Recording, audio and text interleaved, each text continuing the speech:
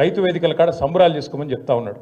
దాంతోపాటు ఎన్ని మాటలు, అత్తకు 4000 ఇస్తా, అత్తకు 4000, కోడలకు 2500 వచ్చినాయి. అత్తకు 4000, కోడలకు 2500. ఇక సిగ్గు లేకుండా ఇంకా మాట్లాడతాడు రేవంత్ రెడ్డి. ఈసారి 100 గెలుస్తాడట, 100. అందుకే నేను చెప్పిన 100 నీ బొందనా అని చెప్పిన నేను. నిజంగా కూడా ఇప్పుడు మరి ఆయనకు నాకు ఇట్లా మాట్లాడేది ఇష్టం ఉండదు నిజానికి, కానీ ఆయనకు ఆయన భాషనే అర్థమవుతుంది. ఎవడన్నా ముఖ్యమంత్రి ప్రపంచంలో, మొత్తం ప్రపంచంలో ఎక్కడన్నా ఏం చేస్తారు, ఆయన కోసుక తింటారా అంటాడు ఎవడన్నా? అంటాడా అసలు ఎవడన్నా పుత్తున్నాడు? ఎవడన్నా ముఖ్యమంత్రి ఢిల్లీకి పోతే నేను దొంగను చూసినట్టు చూస్తున్నారు, చెప్పులు ఎత్తుకపోతాడేమో అని చెప్పి అపాయింట్మెంట్ ఇస్తలేరని చెప్పినోడు ఎవడు ఉన్నాడు ఇదివరకు? అందుకే నేను అన్నా, ఉత్తగానే అంటలేను, ఉత్తగానే ఆయన తిట్టాలనే నోటి తీటతో అంటలేను. ఎన్టీ రామారావుని చూసినాం, చంద్రబాబు నాయుడిని చూసినాం, రాజశేఖర రెడ్డిని చూసినాం, రోషయ్య గారిని చూసినాం, కేసీఆర్ గారిని చూసినాం, ఇవాళ ఈయన చూస్తాను. చూసినాక ఏమనిపిస్తుంది మరి? గిసొంటి మాటలు మాట్లాడేటోడు తెల్లారి లేస్తే పనికిమాలిన మాటలు, అది ఇప్పుతే నోరు ఇప్పుతే పాపం ఇవాళకెళ్ళి డ్రైనేజ్ కంపు తప్ప ఇంకోటి రాదు. గబ్బు మాటలు, గబ్బు వ్యవహారాలు.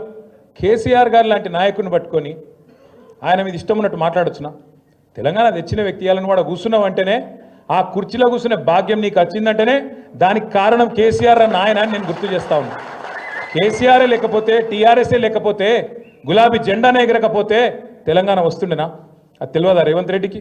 ఇలా పనిచేసిపోయినట్టే కదా హరీష్ అన్న కింద మన జీవన్ లెక్క ఆయన కూడా శిష్యుడు ఉండే. హరీష్ అన్న మంత్రి అయిన రోజు డ్యాన్సులు కూడా చేసిండు ఇక్కడనే. ఇవాళ ఆయన పెద్ద పోటుగాని లెక్క హరీష్ రావు నువ్వు ఇట్లా అట్లా అని నోటికి వచ్చినట్టు మాట్లాడతాడు. నేనేమంటున్నా అంటే అధికారం రాగానే ఎగిరెగిరి పడితే మేము కూడా ఉన్నాం 10 ఏళ్ళు మంత్రులుగా, కానీ ఎప్పుడు కిసంటి పనులు చేయలేదు కదా, గింత లేఖిగా మాట్లాడలే కదా, గింత దిక్కుమాలిన అడ్డమైన కేసులు పెట్టించుడు, కార్యకర్తలను కొట్టించుడు, ప్రతిపక్షం అంటేనే పోస్టు పెడితే పోలీసుడు ఫోన్ చేసుడు. మన నర్సింగ్ అని మన పిల్లగాడు ఏడునవు అగో నర్సింగ్ ఒక్క పోస్టు పెడితే ఆ పిల్లగాని పోలీసులు తీసుకుపోయి పొట్టు కొట్టిండు. అంటే గింత అరాచకమా? ఇందిరమ్మ రాజ్యం అంటే గిదేనా?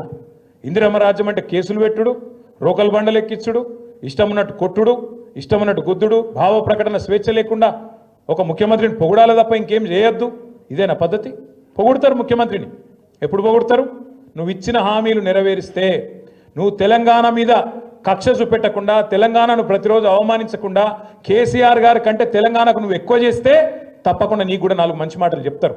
లేకపోతే బరాబర్ మాట్లాడతాం. తెలంగాణ సమాజంలోనే, తెలంగాణ రక్తంలోనే తిరుగుబాటు తత్వం ఉంటుంది.